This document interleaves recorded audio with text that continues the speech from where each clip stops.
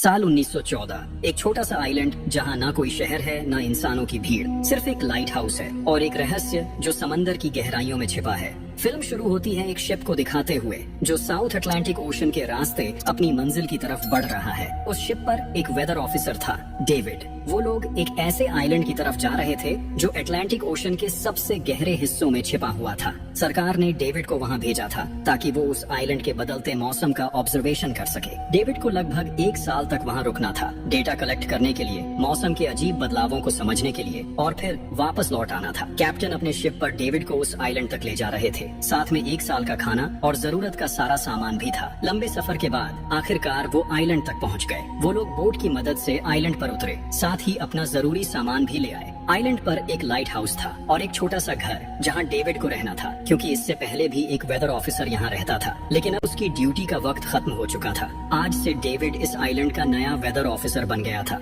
और पुराना officer Robert अब कैप्टन एक्सेल के शिप में घर लौटने वाला था। लेकिन उस घर में जाकर वो लोग हैरान रह गए। किसी भी इंसान का नामो निशान नहीं था। रूम के अंदर फर्नीचर बिखरे हुए थे, सब कुछ उल्टा पुल्टा था। शायद लाइट हाउस में कोई हो सकता है। कैप्टन और डेविड बिना वक्त गंवाए लाइट हाउस की तरफ बढ़ते हैं और वहाँ एक अजीब नजारा देखते हैं। पूरा लाइट हाउस तेज और नुकीले लकड़ों से घिरा हुआ था, जैसे किसी ने जानबूझकर उसे बंद कर दिया हो ताकि कोई भी अंदर ना जा सके। कैप्टन और डेविड ने लाइट हाउस का गेट कई बार नॉक किया, लेकिन कोई रिस्पॉन्स नहीं मिला। आखिर में उन्होंने गेट को जोर से धक्का दिया और अंदर घुस गए। लाइट हाउस के बिल्कुल ऊपर उन्हें एक आदमी मिला जिसका नाम ग्रूनर था। वो लेटा हुआ था। जब उन्होंने ग्रूनर से पुराने वेदर ऑफिसर के बारे में पूछा तो उसने काफी बेपरवाही से जवाब दिया, वो मर गया है, कोई भयानक बीमारी थी उसे। कैप्टन ने जब उससे डेड बॉडी के बारे में पूछा तो उसका जवाब और भी ज्यादा अजीब था, शायद किसी ने मार दिया होगा। ग्रूनर की बातें सुनकर डेविड और कैप्टन दोनों चौंक गए। उन्हें लगा शायद ग्रूनर की मेंटल कंडीशन ठीक नहीं है,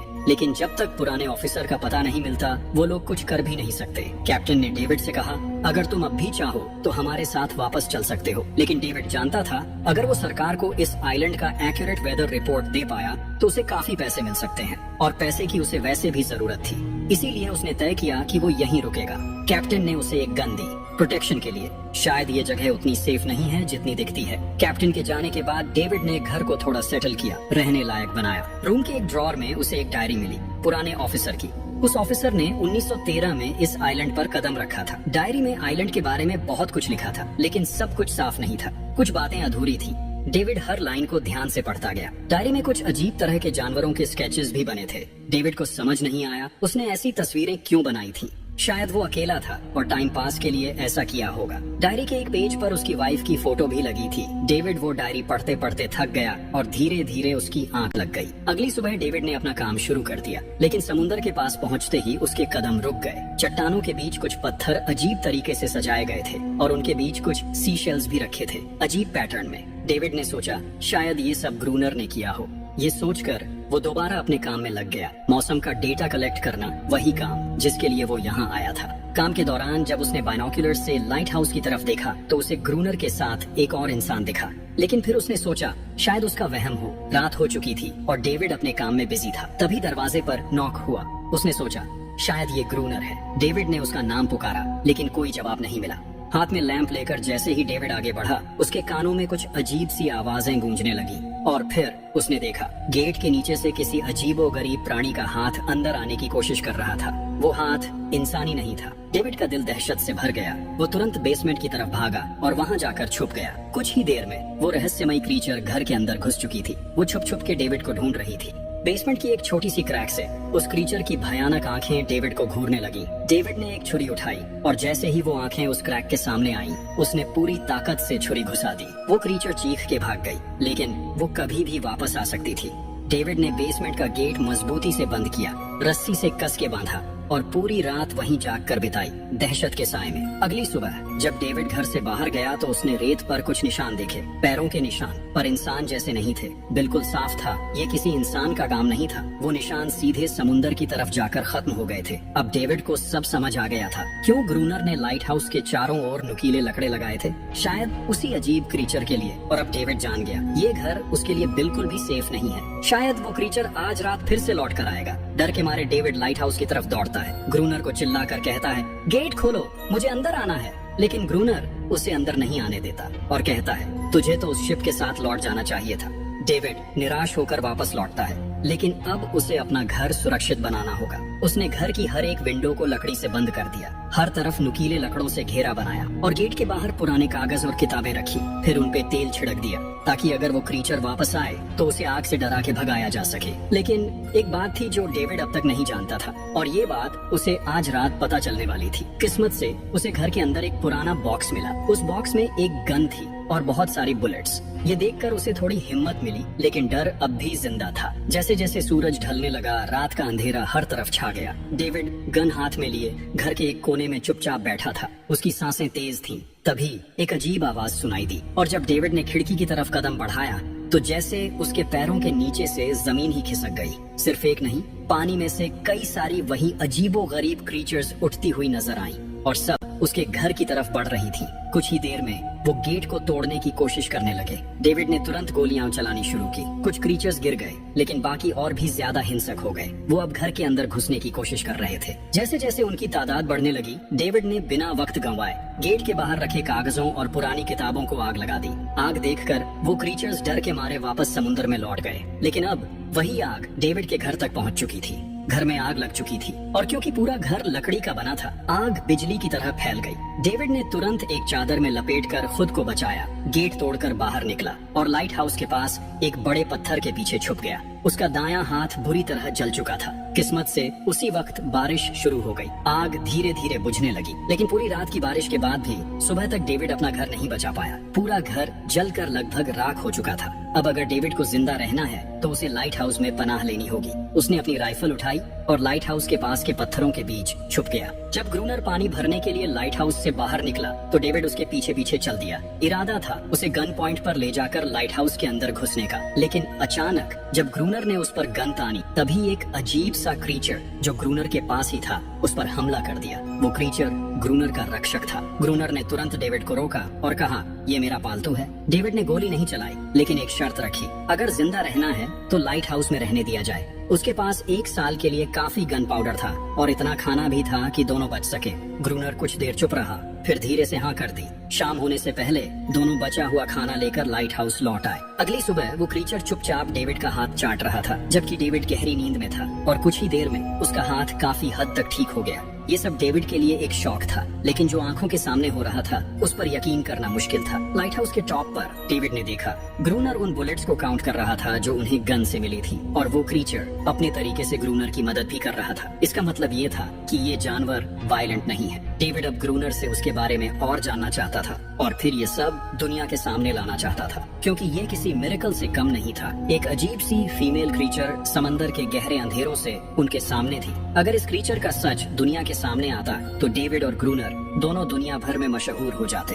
लेकिन ग्रूनर को ये सब नहीं चाहिए। वो इस आइलैंड से कहीं नहीं जाना चाहता। ग्रूनर के पास कोई अपना नहीं था। उसके हिसाब से सोसाइटी में कोई भी अकेला नहीं रह सकता। हर किसी को किसी न किसी का गुलाम या नौकर बन के रहना पड़ता है। इसीलिए उसके लिए ये आइलैंड परफेक्ट था। ये जगह जहाँ वो अपने आप को एक किंग समझता था, अपनी मर्जी का मालिक। इसी वजह से उसने आइलैंड के कई हिस्सों में लिख दिया था, ग्रूनर इज किंग। लेकिन वो अजीब सी फीमेल क्रीचर उसकी पालतू कैसे बन गई? असल में एक बार ग्रूनर ने उसकी जान बचाई थी। वो गलती से अपने फिशिंग नेट में फंस गई थी। तब वो क्रीचर छोटी थी और उस दिन के बाद से ग्रूनर के साथ ही रह गई। उसकी हर बात माननी शुरू कर दी। लेकिन ग्रूनर एक गुस्से वाला इंसान था और उसने कभी भी उस क्रीचर के साथ इंसानियत से बिहेव नहीं किया। उसके साथ रेगुलर फिजिकल रिलेशन रखता था। एक बार उस क्रीचर ने ग्रूनर पर हमला भी किया और उसके बदले में ग्रूनर ने उसे सजा दी, एक ऐसी सजा जिसके बाद वो क्रीचर अपने आप को ग्रूनर की नौकरानी समझने लगी। शायद इसी वजह से हर रात वो क्रीचर्स समंदर से बाहर आते हैं उसे वापस ले जाने के लिए। लेकिन वो क्रीचर्स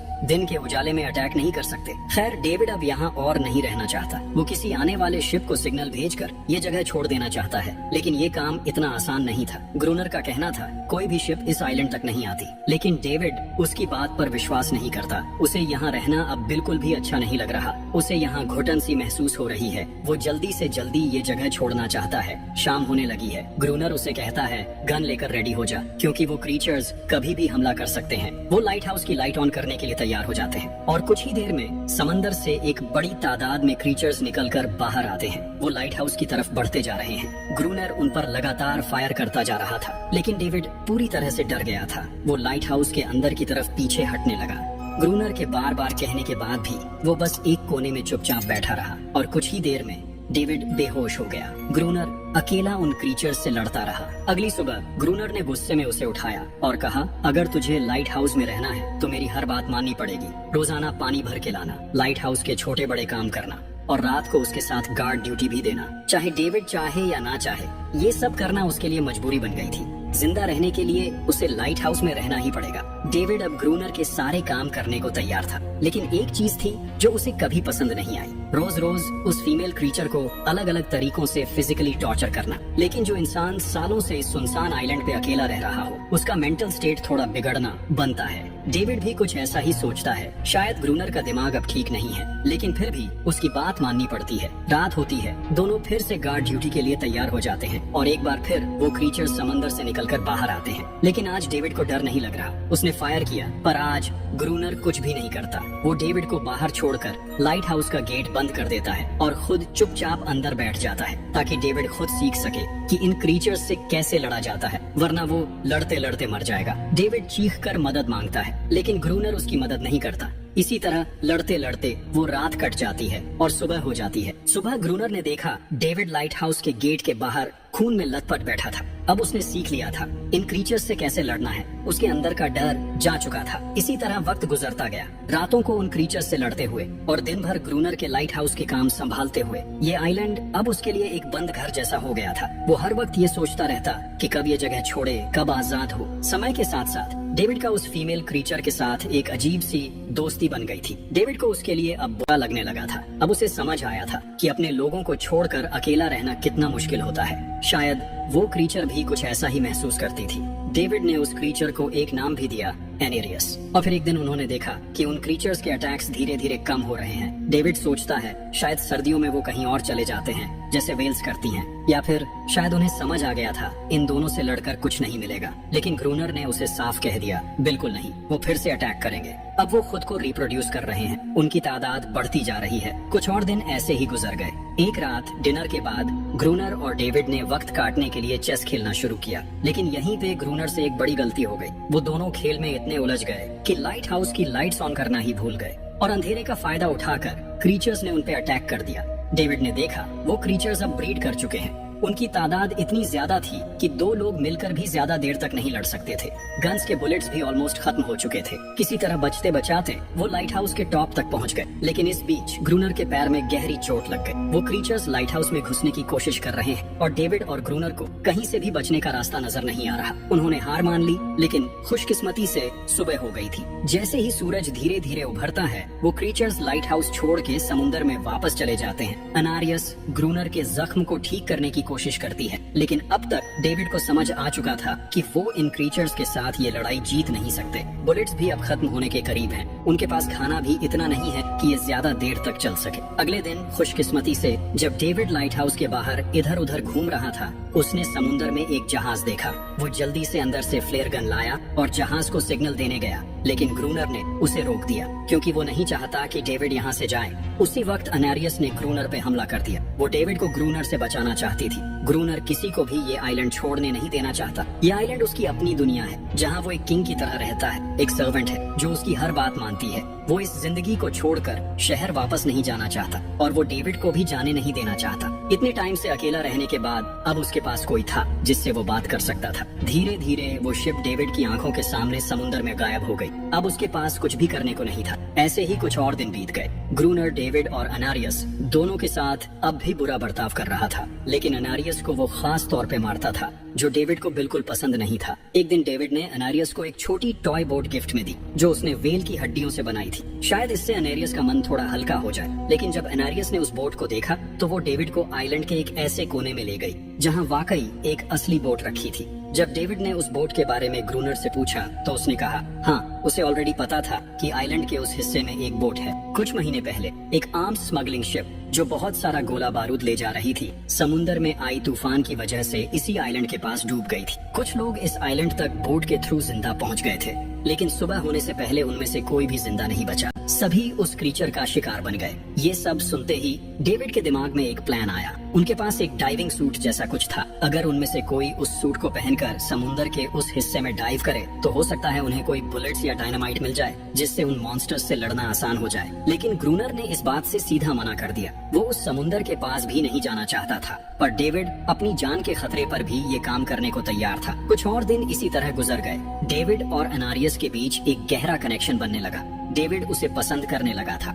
ये सब ग्रूनर ने चुपके से देख लिया और उसी वक्त पहली बार उसके मन में ये ख्याल आया, शायद उसे डेविड की मदद करनी चाहिए। लेकिन ग्रूनर का असली इरादा कुछ और ही था। वो चाहता था कि डेविड उसकी मदद से समुंदर के नीचे रखे डायनामाइट के बॉक्सेस वापस सरफेस तक ले आए और उसके बाद उसे वही समुंदर में अकेला छोड़ दे, ताकि वो क्रीचर्स उसे मार दें। इस तरह डायनामाइट भी उसके पास आ जाएगा और एनेरियस फिर से उसकी गुलाम बनकर रह जाएगी। दोनों उस जगह पहुंच गए। डेविड ने डाइविंग सूट पहना और समुंदर के नीचे उतर गया। शिप पूरी तरह तबाह हो चुकी थी, लेकिन किस्मत अच्छी थी, उन्हें कुछ डायनामाइट के बॉक्सेस मिल गए। तभी अचानक सामने आ गए वो क्रीचर। डेविड घबरा गया और गिर पड़ा। आयरन डाइविंग सूट इतना भारी था कि वो हिल भी नहीं पा रहा था। वो ग्रूनर को ऊपर सिग्नल भी नहीं भेज पाया। ग्रूनर को लगा कि शायद वो क्रीचर्स डेविड को मार चुके हैं, लेकिन असल में वहाँ सिर्फ 2 छोटे बच्चे थे। डेविड ने पानी के नीचे प्रेशर बनाया और अपना डाइविंग सूट वहीं छोड़ दिया। वो सरफेस तक खुद तैर कर आ गया। उन्हें वहाँ कुछ पुरानी बॉक्सेस मिले जिनमें डायनामाइट थे। उन्होंने लाइट हाउस के आसपास 2 लेयर्स में डायनामाइट बिछा दिया,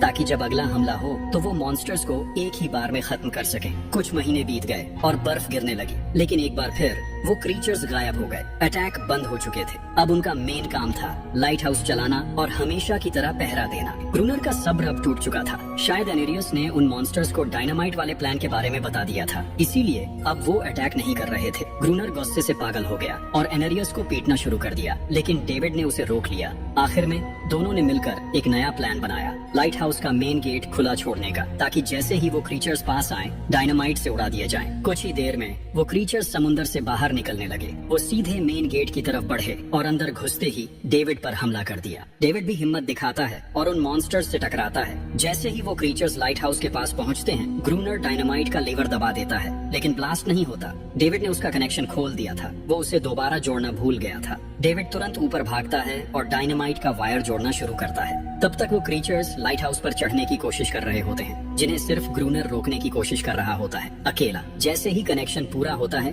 डेविड पहला लेयर उड़ा देता है। कई क्रीचर्स ब्लास्ट में खत्म हो जाते हैं, लेकिन अभी भी काफी मॉन्स्टर्स लाइट हाउस पर हमला करने के लिए रेडी होते हैं। इस वजह से ग्रूनर दूसरा लेयर भी ब्लास्ट कर देता है। दोनों इस भयानक धमाके में बेहोश हो जाते हैं। अगली सुबह जब दोनों होश में आए, एनेरियस वहाँ नहीं थी। मरे हुए क्रीचर्स चारों तरफ बिखरे पड़े थे। ग्रूनर उन सबको मार रहा था जो जिंदा थे लेकिन जख्मी। तभी डेविड की नजर उनमें से एक के गले में लटके एक नेकलेस पर पड़ती है और उस मोमेंट पर डेविड को अपनी सबसे बड़ी गलती का एहसास होता है। जिन क्रीचर्स को वो अब तक वायलेंट समझते आए थे, वो भी इंसानों की तरह सिविलाइज थे, सिर्फ बोल नहीं सकते थे। शायद उनका लाइट हाउस पर हमला करना किसी वजह से था, लेकिन ग्रूनर के लिए ये सब बेकार बातें थी। उसके लिए वो इस आइलैंड का किंग था और हर किसी को उसका हुक्म मानना पड़ता था। उस दिन के बाद वो क्रीचर्स फिर कभी वैसे अटैक नहीं कर पाए, लेकिन हर दिन समुंदर के किनारे से एक रोती हुई आवाज आती थी। डेविड को अब तक नहीं पता था कि उन्होंने कितना बड़ा नुकसान कर दिया था, कितनी फैमिलीज टूट गईं, कितने बच्चों ने अपने लोग खो दिए, सिर्फ एक गलतफहमी की वजह से।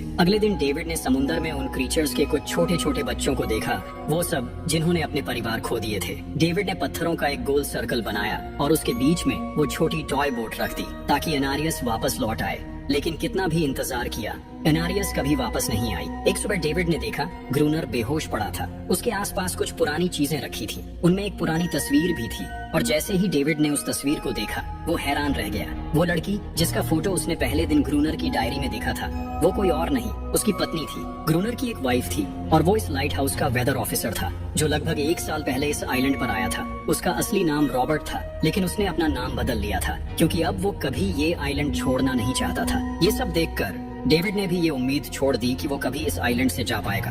अगले दिन शाम को जब डेविड समुंदर के किनारे गया, उसने देखा कि उस सर्कल में रखी छोटी बोट अब वहाँ नहीं थी, लेकिन उसी जगह पर उसने एक क्रीचर का छोटा सा बच्चा देखा, जिसके हाथों में वो बोट थी। डेविड ने अपनी टॉर्च उस सर्कल के बीच में फेंक दी, ताकि वो दिखाए कि उसका इरादा लड़ने का नहीं है, उसे किसी को चोट नहीं पहुंचानी। वो उनके साथ दोस्ती करना चाहता है। कुछ ही देर बाद समुंदर की लहरों से अनारियस निकलती है और उसके पीछे पूरा क्रीचर्स का ग्रुप भी समुंदर से उभर आता है। लेकिन इस बार कोई भी डेविड पर अटैक नहीं करता, क्योंकि वो भी अब शांति चाहते हैं। उनका इरादा सिर्फ एक सेफ जगह पाने का था, अपने बच्चों के लिए, जो हर एक जानवर करता है। उन्हें इस आइलैंड पे इंसानों की अचानक एंट्री बिल्कुल पसंद नहीं आई, इसलिए उन्होंने हर रात अटैक किया। लेकिन ये बात ग्रूनर को कौन समझाए, वो तो अब भी खुद को इस आइलैंड का किंग मानता है। ग्रूनर लाइट हाउस से बाहर आता है, हाथ में बंदूक लेकर। डेविड उसे समझाने की कोशिश करता है, ये क्रीचर्स लड़ना नहीं चाहते, ये शांति चाहते हैं। लेकिन ग्रूनर किसी की नहीं सुनता। वो अनारियस को चीख कर कहता है, अंदर चली जाओ। लेकिन ये पहली बार था जब अनारियस ने उसकी बात नहीं मानी, क्योंकि अब वो उसकी नौकरानी नहीं रही। अब वो सिर्फ एक माँ थी जो अपने बच्चों के लिए खड़ी थी। ग्रूनर अंदर से कमजोर महसूस करने लगता है, क्योंकि अब कोई भी उसका हुक्म नहीं मान रहा था। गुस्से में उसने लाइट हाउस की तरफ कदम बढ़ाए। डेविड को लगा शायद ग्रूनर को अब समझ आ गया होगा कि हर एक जानवर आजादी चाहता है, कोई भी किसी का गुलाम बनकर नहीं जीना चाहता। लेकिन ग्रूनर समझदार इंसान नहीं था। जैसे ही वो लाइट हाउस पहुंचा, उसने सिग्नल गन से एक फ्लेयर छोड़ी, जो सीधा जाकर एक छोटे क्रीचर के बच्चे से टकरा गई। उस बच्चे की तुरंत मौत हो गई। सभी क्रीचर्स डर के मारे भाग गए और अनारियस ने भी डेविड पर से अपना पूरा भरोसा खो दिया। गुस्से से पागल डेविड तुरंत लाइट हाउस की तरफ भागता है और ग्रूनर से टकरा जाता है। उससे लड़ने लगता है, क्यों किया तूने ये सब? ये लोग तो बस शांति चाहते थे। लेकिन ग्रूनर इतना वायलेंट हो चुका था कि उसने डेविड को मारने का फैसला कर लिया। हाथ में एक्स लेकर जैसे ही वो डेविड पर वार करने जा रहा था, डेविड ने उसे उसके असली नाम से पुकारा, रॉबर्ट। ये सुनकर ग्रूनर एकदम रुक गया। असल में रॉबर्ट ऐसा इंसान कभी था ही नहीं। इस आइलैंड पर आने के बाद उसकी मेंटल स्टेट लगभग टूट चुकी थी। अकेलापन, अपनी वाइफ की मौत और गहरा डिप्रेशन, इन सब ने उसे ऐसा बना दिया था। वो असल में कोई किलर नहीं था, वो एक अच्छा इंसान था। वो क्रीचर्स कभी लड़ना नहीं चाहते थे, वो बस शांति चाहते थे। ग्रूनर ने उन्हें सिर्फ इसलिए मारा ताकि वो खुद को पावरफुल दिखा सके। और अब ग्रूनर को अपनी गलती का एहसास हो चुका था, इसलिए उसने खुद को उन क्रीचर्स के सामने सरेंडर कर दिया और कुछ ही पलों में उन्होंने उसे मार दिया। डेविड लाइट हाउस के अंदर खुद को लॉक कर लेता है। वक्त ऐसे ही बीतता चला जाता है और 1 साल बाद आइलैंड पर एक गवर्नमेंट ऑफिसर आता है, साथ में एक नया वेदर ऑफिसर भी होता है। डेविड को वहाँ से ले जाया गया और अब नए गवर्नमेंट ऑफिसर ने इस आइलैंड पर वेदर मॉनिटर करना शुरू किया। लेकिन उस ऑफिसर को लगा कि डेविड ही ग्रूनर है और डेविड ने भी उनकी इस गलतफहमी को ठीक नहीं किया। वो चुपचाप बैल्कनी पर गया और खड़ा हो गया बिना कुछ कहे, क्योंकि अब वो भी इस आइलैंड को छोड़ना नहीं चाहता था, बिल्कुल ग्रूनर की तरह। इसी दौरान एनारियस भी अपने परिवार के साथ खुश थी। अब उन्हें किसी ग्रूनर जैसे आदमी का डर नहीं था। अब वो आइलैंड पर भी और समुंदर में भी आजादी से जी सकते थे।